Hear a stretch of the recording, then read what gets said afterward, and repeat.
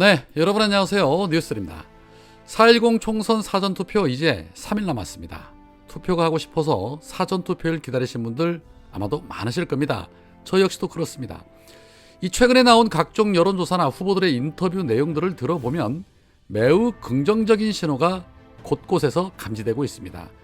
특히 보수의 텃밭이라고 불리던 부울경 지역에서도 바닥 민심이 윤석열 정권 심판으로 움직이고 있다는 후보들의 전언을 들으면서 이번 총선 역대 그 어떤 선거보다도 희소식이 많은 선거가 될 것으로 예상이 되는데, 그렇기 때문에 더더욱 긴장의 끈을 놓지 않고 고삐를 바짝 조여 적극적인 투표 독려가 절실하다고 봅니다. 거기에 더해서 지금 국힘당은 자중질환에 빠지면서 스스로 총선 폭망의 길로 만들어가고 있는데, 당연히 그 대표 주자는 윤석열이고 그 다음이 바로 비대위원장직을 맡아 총선을 총괄주의한다는 한동훈인데, 이게 총선을 말아먹자는 것인지 승리를 하겠다는 것인지 아이러니할 정도로 한동훈의 막말과 망언은 끊이지를 않고 있습니다.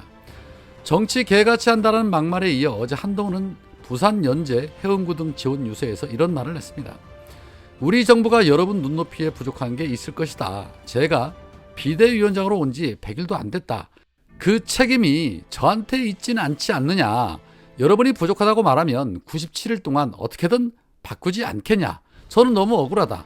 여러분이 저한테도 한 번도 기회를 준 적 없다. 저는 이 선거나 정치에서 뭘 얻고 싶거나 되고 싶은 거 없다. 그냥 나라가 잘 됐으면 좋겠다. 여러분이 더 잘 살게 됐으면 좋겠다. 제가 아직까지 기회를 한 번도 안 주셨는데 제가 이렇게 사라지게 두실 겁니까? 라고 호소를 했습니다. 자, 그러니까 한동훈의 말은 윤석열이 나라를 망가뜨린 것이지 내가 망가뜨린 건 아니지 않느냐. 내가 윤석열 뒤치다거리 하다가 정치 생명 끝나는 건 너무 억울하다. 제발 한 번만 살려달라라는 그런 소리를 한 것인데, 이 한동훈의 발언을 들어보니 한동훈의 스타일이 딱 나옵니다. 본인에게 조금이라도 위험한 일이나 불리한 일이 생기면 한동훈은 윤석열과 척을 지겠구나. 얼마든지 배신할 수 있겠구나. 그런 생각이 듭니다. 검사 시절부터 윤석열과 동거동락하며 깜도 안 되는 법무부 장관직까지 시켜줬더니 이제 와서는 선을 긋는 그러한 모습 아닙니까? 지난 2년 동안 윤석열 코드에 맞춰 행동대장하던 사람이 이제 와서 나는 다르다, 기회 달라, 이거 어지간히 급해진 겁니다. 이런 모습의 홍준표는 페이스북을 통해 이런 말을 합니다. 박근혜 탄핵 때 힘 모아 헤쳐나갈 생각은 하지 않고 난파선의 쥐새끼들처럼 홀로 살겠다고 뛰쳐나가던 무리들이 생각이 난다. 2년도 안 된 대통령을 제쳐두고 총선이 아니라 대선 놀이하면서 셀카 찍는 전략으로 총선 돌파할 수 있었다고 믿었냐. 김영삼은 총선 2년 전부터 치밀하게 선거 준비를 해서 수도권 압승이 이끌었다. 뿌린 대로 거두는 게 선거다.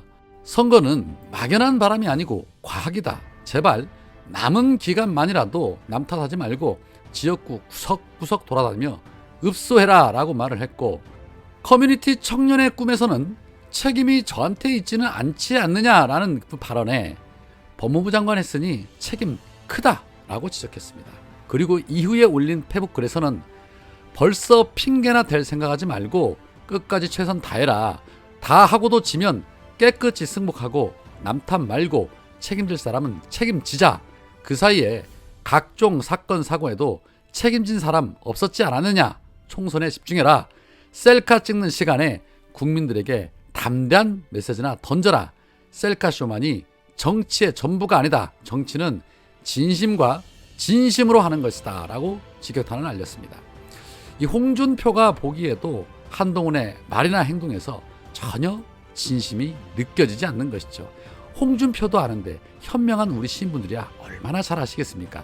대세는 이미 기울었고 책임지고 심판받을 일만 남았습니다. 지금 이 대구 경북과 부울경 충청권 등 격전지와 열세 지역을 중심으로 해서 김부겸 위원장을 중심으로 이탄희 의원 등이 돌면서 집중 유세 지원을 하고 있습니다. 정말 온 힘을 다해서 유세전을 펼치는 모습을 보며 감동도 받았는데, 문제는 이렇게 최선을 다하며 지원 유세를 펼치는 분들이 있기 때문에 선거 앞두고 될 수 있으면 부정적인 발언은 안 하고 싶은데 이 부분만큼은 좀 짚어야 하지 않을까 싶습니다. 현재 문재인 전 대통령도 부울경 후보들의 지원 유세를 나서며 광폭 행보를 걷고 있는데 잊히고 싶다던 전임 대통령이 선거에 직접 등판하는 것이 매우 이례적인 일이기도 하지만 이게 과연 선거에 도움이 될까요? 아니면 보수 결집만 더 불러오는 효과를 만들까요? 오늘 이낙연이 전영신의 아침저널에서 윤석열 정부가 마구 사고를 칠 무렵에 우연히 통화할 기회가 있었는데 저한테 위로를 하시더라. 어렵게 쌓아 올린 탑이 무너지니 얼마나 속상하시냐. 속상하시기로 치면 대통령이 더 속상하실 텐데 저한테 그 말씀을 해주셔서 위로의 말씀을 들었던 기억이 새롭다라고 말했습니다. 나름 위로를 한다고 한 말 같은데 자, 이낙연의 말 잘 해석해야 합니다. 윤석열 정부가 사고칠 무렵이라고 말을 했는데 이낙연은 윤석열 정부가 탄생을 하자마자 미국으로 떠났습니다. 이후에 미국에서 돌아오고 난 뒤 지방으로 돌면서 호시탐탐 민주당 복귀를 노리고 있었죠. 그러나 결국 민주당 복귀가 좌초가 되면서 새로운 미래를 창당했습니다. 자, 그렇다면 두 사람이 통화한 시점이 언제쯤이라는 것은 충분히 추론이 가능합니다. 12월 말이나 1월 초쯤이라고 유추할 수가 있죠. 전국 곳곳에서 긍정적인 신호들이 계속 올라오고 있는데 행여나 기레기들이 전 정권 또는 현 정권 프레임으로 가닥을 잡으면 다 잡아놓은 승기 그르칠 수 있다고 보는데 좀 자중하시는 것이 낫지 않나 그런 생각 듭니다. 누구 때문에 무엇 때문에 서로가 더 속상해했을 것이다 라고 말했을까요?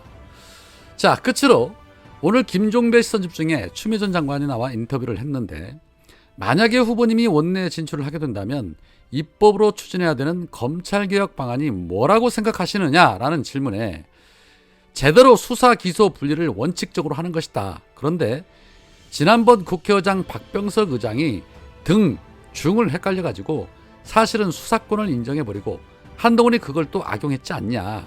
시행령을 통해서. 그래서 수사 기소 분리를 제대로 완전하게 해내는 것. 그래서 수사청 신설이라든가 기소청 신설이라든가 이런 법안들을 이미 남양주 김용민 후보가 공약을 제시했고 그걸 그대로 이행하면 되는 것이지 하늘에서 뚝딱 떨어지는 게 아니다. 강단 있게 하면 되는 것이다. 쫄지 않고 하면 되는 것이다. 그걸 할 사람이 또 제가 가장 잘할 수 있다라고 말씀드리겠습니다. 라고 말하면서 혁신할 수 있는 타협안을 내면서 집권당의 힘에 검찰 정권의 힘에 공포를 느끼고 스스로 무릎 꿇는 그런 의장이 아니라 국민을 지키고 민주주의를 회복하는 혁신 의장에 대한 기대가 있기 때문에 그러한 기대라면 제가 얼마든지 자신감 있게 그 과제를 떠안을 수 있다. 이렇게 말씀드리고 싶습니다. 라고 말했습니다.